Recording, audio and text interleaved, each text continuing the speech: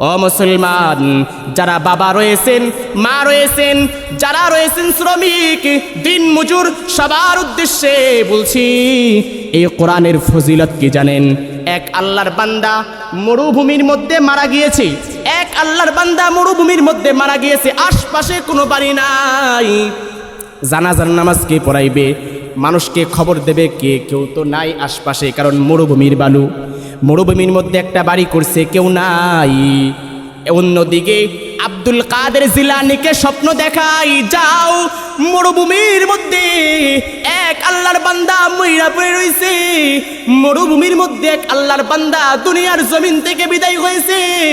যাও যাও ওই বান্দার জানাজার নামাজ পড়াই দিয়েছো, যাও যাও।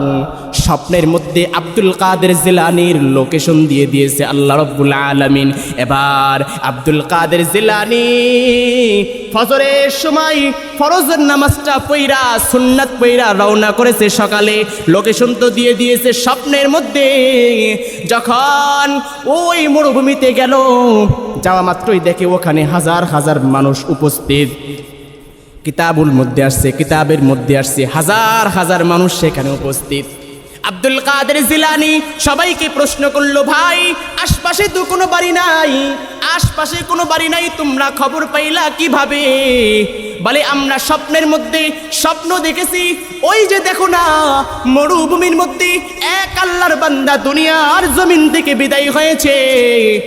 যাও যাও, জীবন পরিবর্তন হয়ে যাবে। জীবনে অনেক গুনাহ করেছো, যাও জানাজার নামাজ পড়ো ওই বান্দার, তোমাদের জীবনের অনেক গুনাহ মাফ হয়ে যাবে। যাও দ্রুত যাও। আমরা এই খবর স্বপ্নের মধ্যে পেয়েছি, আমরা এজন্য ফজরের পর চলে আসছি। এবার সবাই জিজ্ঞেস করে, ভাই আপনি, আপনাকে চিনলাম না। বলে, আমি আব্দুল কাদের জিলানী। সবাই বলে, ও এই জামানার বিখ্যাত ওলি আব্দুল কাদের জিলানী। সবাই সামনে দিয়ে দিলেন, যান জানাজার নামাজ পড়েন, যান জানাজার নামাজ পড়েন। সবাই সামনে দিয়ে দিল তাকে।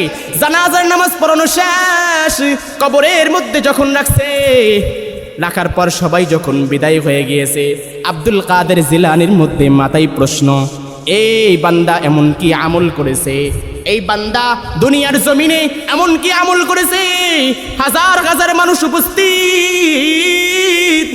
সবাই উপস্থিত হয়েছে। এমনকি আমাকে পর্যন্ত স্বপ্নের মধ্যে আল্লাহ দিয়ে দিয়েছে, যাও জলদি করে যাও। এবার কি করা যায়, কি করা যায়? তার স্ত্রী এখনো পর্যন্ত দুনিয়ার জমিনে বেঁচে আছে। স্ত্রীকে কাছে গেলেন, মাগো আমার একটা প্রশ্ন, আপনার স্বামী এমন কি আমল করেছে যে আমলের কারণে এত মানুষ আসলো, আমাকে স্বপ্ন দেখাইল? মহিলা কান্দে আর বলে, আমার স্বামী কি আমল করেছে? আমার স্বামী এমন কি আমল করেছে আমি জানি না, কিন্তু আমি দেখতাম আমার স্বামী ছিল একজন শ্রমিক। আমার স্বামী কোরআন পড়তে পারতো না, আমার স্বামী কোরআন পড়তে পারতো না। ওই যে দেখছেন না তাক রয়েছে, তাক, ওই তাকের থেকে আমার স্বামী প্রতিদিন সকালবেলা ফজরের নামাজ পড়া কোরআন শরীফটা হাতে নিয়া কোরআন পড়তে পারতো না। কোরআনের উপরে হাত বুলায় বুলায় চোখের পানি ছাইরা কানতো আর বলতো, হাদা কালামু রব্বি, হাদা কালামু রব্বি, হাদা কালামু রব্বি। এটা আমার রবের কালাম। এটা বইলা বইলা বইলা চোখের পানি ছাইরা ছাইরা কান্না করতো।